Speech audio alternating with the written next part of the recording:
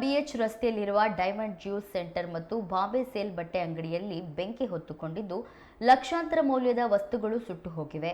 Mohammed Gauss ಎಂಬುವರ ಬಟ್ಟೆ ಅಂಗಡಿಯ ಹಿಂಭಾಗದಲ್ಲಿ ಹಾಕಿದ ಕಸಗಳಿಗೆ ಅಪರಿಚಿತರು ಹಾಕಿದ ಬೆಂಕಿಯ ಪರಿಣಾಮ ಅಂಗಡಿಗಳಲ್ಲಿ ಬೆಂಕಿ ಕಾಣಿಸಿಕೊಂಡಿದೆ ಎನ್ನಲಾಗಿದೆ. ಶಿವಮೊಗ್ಗದ ಕರ್ನಾಟಕ ಸಂಘ ಸಮೀಪದ ತಗಡು ಶೀಟ್ಗಳನ್ನು ಬಳಸಿ ನಿರ್ಮಿಸಿದ್ದ ಮಳಿಗೆಯಲ್ಲಿ ಭಾನುವಾರ ಸಂಜೆ ಬೆಂಕಿ ಹೊತ್ತುಕೊಂಡಿದೆ. ಅಂಗಡಿಯಲ್ಲಿದ್ದ ಬಟ್ಟೆ ಸಂಪೂರ್ಣ ಸುಟ್ಟು ಹೋಗಿದೆ. ಜ್ಯೂಸ್ ಸೆಂಟರ್ನಲ್ಲಿದ್ದ ರೆಫ್ರಿಜರೇಟರ್, ಮಿಕ್ಸಿ ಸೇರಿದಂತೆ ಹಲವು ವಸ್ತುಗಳು ಆಹುತಿಯಾಗಿವೆ.